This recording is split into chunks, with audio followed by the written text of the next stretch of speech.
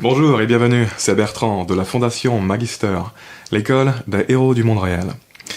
Pour un deuxième petit épisode sur la patience et la progression. La patience, c'est quelque chose d'essentiellement psychologique.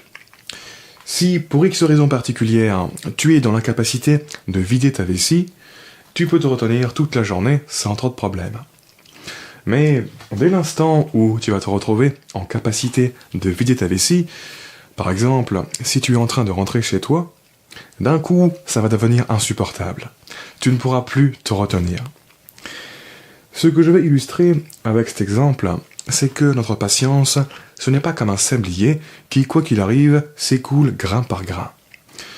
Non, c'est plutôt un sablier à ouverture variable.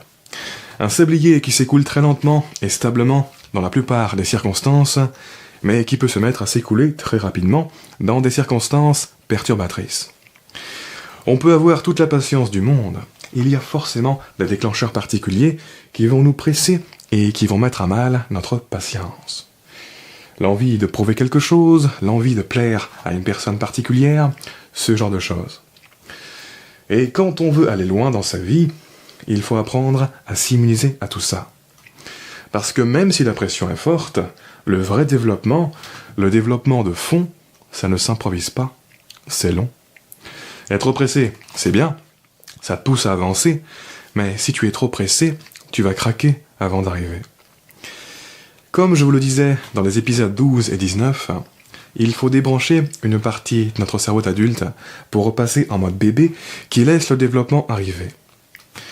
Quand on est adulte, on croit qu'on peut forcer et accélérer notre progression en utilisant notre contrôle.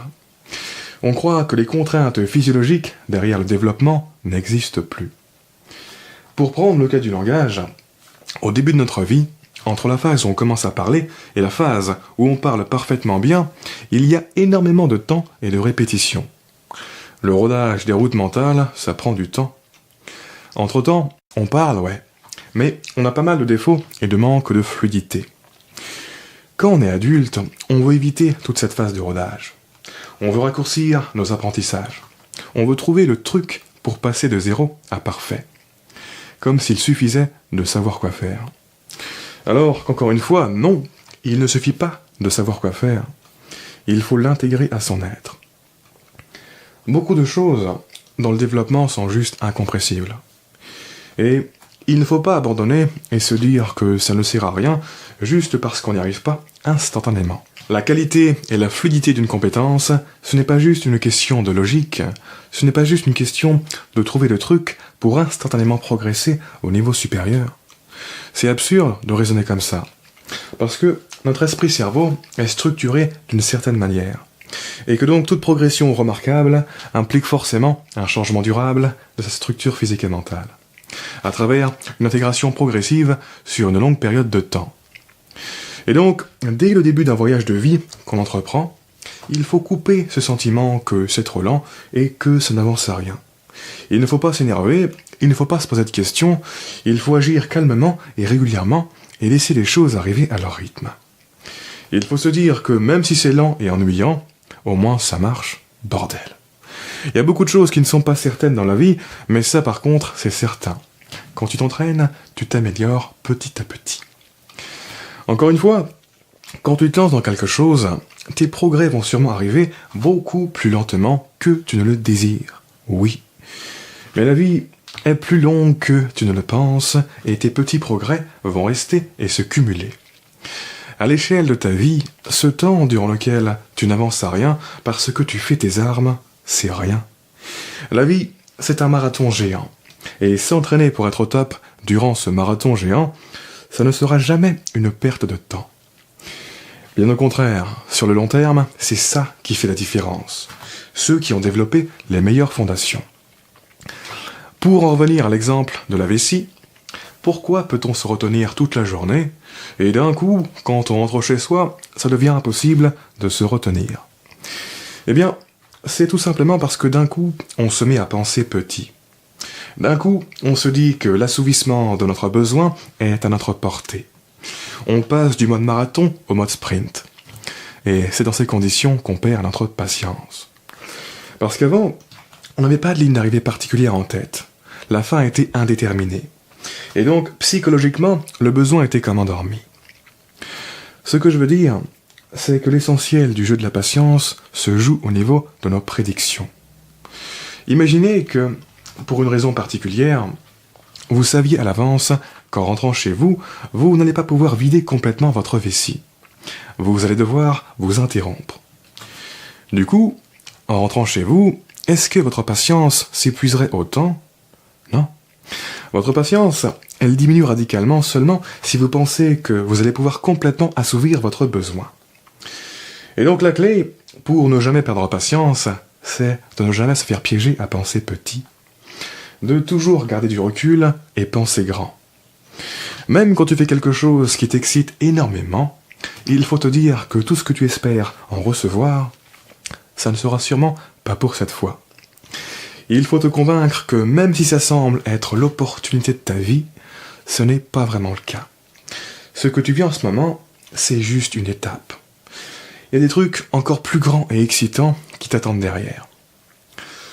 Quand tu penses grand, tu ne confonds jamais ce qui t'arrive maintenant, ce qui semble être à ta portée, avec ta ligne d'arrivée.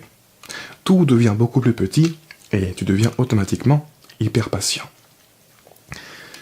Le second point que je vais aborder dans cet épisode, c'est le développement de la conscience, qui se passe même quand tu fais de la merde et que tu régresses.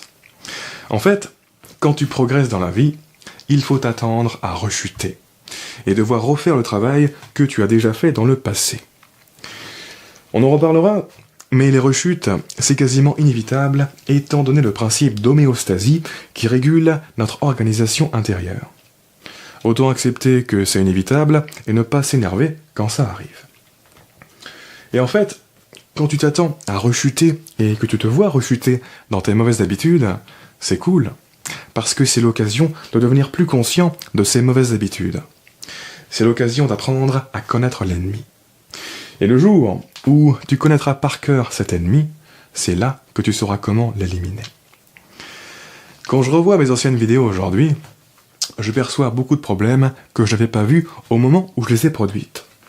Des problèmes qui me sautent aux yeux, des problèmes que je trouve horribles. Je me demande comment j'ai pu être assez stupide et incompétent pour laisser passer ça. Ça me fait soupirer de malaise de revoir ça. Mais j'ai eu bien raison de les publier malgré tout, ces vidéos. Parce que si je ne les voyais pas à l'époque, ces problèmes qui me semblent aujourd'hui énormes, ça veut dire que je n'avais aucun moyen de les éviter. Et si je les vois maintenant, ça veut dire que produire et publier des vidéos m'a fait progresser. Ça a développé mes sens. Quand l'ennemi est invisible, tu ne peux pas le vaincre. Et quand on ne gagne pas d'expérience, l'ennemi reste toujours invisible. Les personnes qui me prennent de l'avance dans la vie, ce n'est pas celles qui essaient d'éviter les erreurs. Ce n'est pas celles qui attendent d'avoir la production parfaite pour se lancer et avancer. Non. C'est celles qui se lancent en permanence, celles qui font du mieux qu'elles peuvent à chaque instant de leur vie, celles qui font des erreurs et qui utilisent leur expérience imparfaite du passé pour construire et parfaire leur expérience du futur. Le meilleur moyen d'éviter une erreur, c'est de la faire, jusqu'à ce qu'on puisse l'identifier très clairement et se rendre compte, une bonne fois pour toutes, à quel point c'était stupide de la faire. Alors, même si tu en as marre de tes rechutes et de la lenteur de ta progression, ne perds pas de vue que la plupart des trucs qui en valent la peine dans ce monde prennent énormément de temps et d'efforts pour se mettre en place.